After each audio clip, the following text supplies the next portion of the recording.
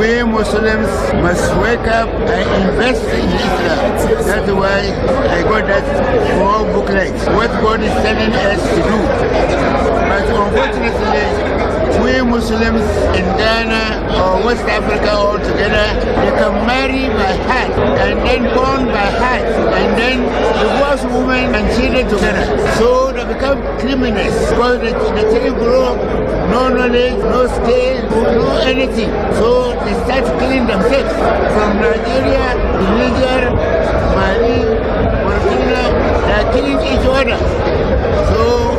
what we are saying now is to wake up. The Muslims must wake up. To marry one and you born only 3. To be able to look after them. Not that just marry because we say you can marry 2, you can marry 3, you can marry 4. So you just marry without faith. So God says if you are not capable, one is in Quran. Only one. So don't go and marry by heart and bring children by heart. You can able to look after them and then they become criminals. You say Islam. So it's Islam. So what is happening in the world today in the name of Islam, they are criminals, they are not correct Muslims. They are Muslims but they have no faith, there's no iman. When you know near a good Muslim is something who feel, I say, they marry by heart. And Omo won't so and Kodai Wamo, no one and Basa haphazardly. No one will go Islam, so many who feel. Way Imam and Kasagasa Sheikh Umar Ibrahim wano ene kasa ye ene wacha se no kure Muslim som no wase wo betimi aware mienu ne miensa ne nan na emom se wo ho pepa no wo capability ne se wo betimi ahwe om no eno na betimi dia yesa na emom enkwafa bronya ho na mfa nkonkwa we krakase afutuo ya wode ama enso eno no 2074 no so ne yegina na ya ka kire wo se bomode na kopa bi to sisi a na bebo ansa na ebekwa abono ne na na yasie ewo Russia ne Ukraine for them latest one yade asom wo no kopa 2074 nem boost immune system no yade bia ewo mojanum inflation away na ahontimi ntopa menstrual pains chronic cough wo a otai bo wa be semfie du aden wo ko ewa ho marathon ana uhia 2074 ubo wa no nso a utimi se wo bo ankasa se ehyehyew esayo ya oti wo mu ohumi ana wo kasa timi se nkabo ne di akire nya wo ekuro na aba trim me pa cho hepatitis B and C e flash no away na ho atimi atopa me pa cho we no nya mo penfo ba wo makoda no fo na akoda wo nya mfinhye to mienu enya na pharmacy ne ba shops nyina mu wo a wo pa dodo na batu aton no ya na adoni ache mo kan shi druggling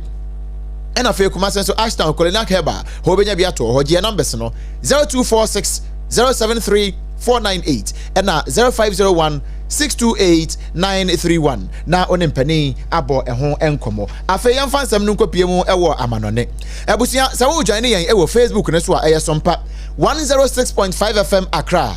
na ubehunu se yedi video no atoso na video we no eye Kiev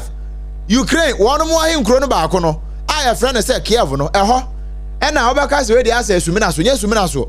eye Russia fo ena aka won ho bio no na wan ka won ho a Wamwa totopa ye kwadiawo no anadwi besa don hwere dumienu 12 hours se wamoto no wamoto ma me ne wo kasai anya hwe kra wo kire se nipa beye se aduonu nson 27 de wamwa pre mu odene pa ama emu beye se 9 afrimu ayawra ho sempa ye nam so ama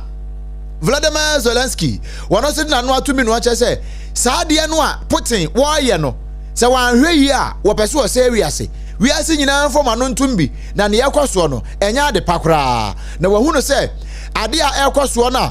Russia fo mampani Putin washase atototo se na nsan kakra no de akofa Estonia na wo to fam wo Estonia ho no de na mu no wo test waters enya de a ekon no wo ja na nti sempani amfoma no antumbia asempa ene besie sansemi wo mu general baako a wono nso wono wo Ukraine ho ene wo ko United Nations General Assembly nase ene wo ko bo sa amane eno ho video ene yakwa akonya ede ama wo a wo hwebie e wo Facebook ne so no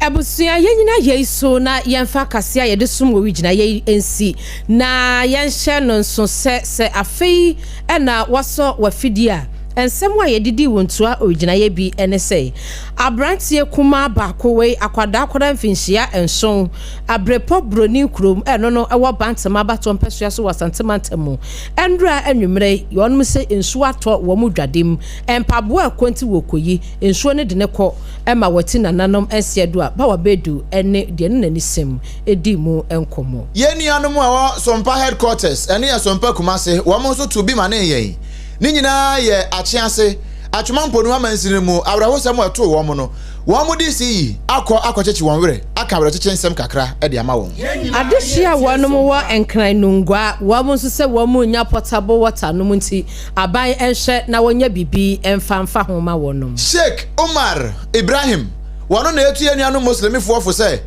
sa awade no sebe mpraduasa masa na yawo sa ya yanhwe wo mo no etia Islam mra no ene som no enti wono munyai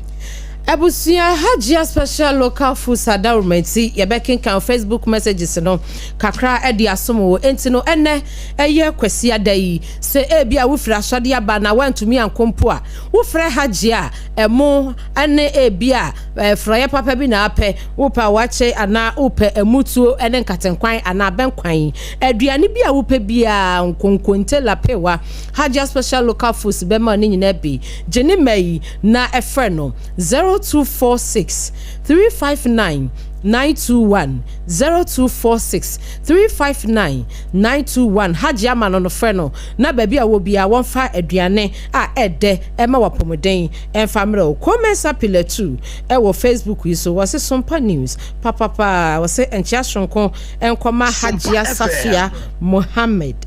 next NPP National Women Organizer hopeful and Nana Ahenkan aka Kade Golden Boy by commensa pile 2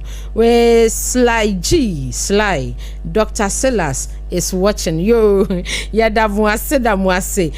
funa anya odi ane de woje ya na messages ni na aduane akohyase enti no abusia yem fancy na ansana ye de besi no hye nso say time herbal mixture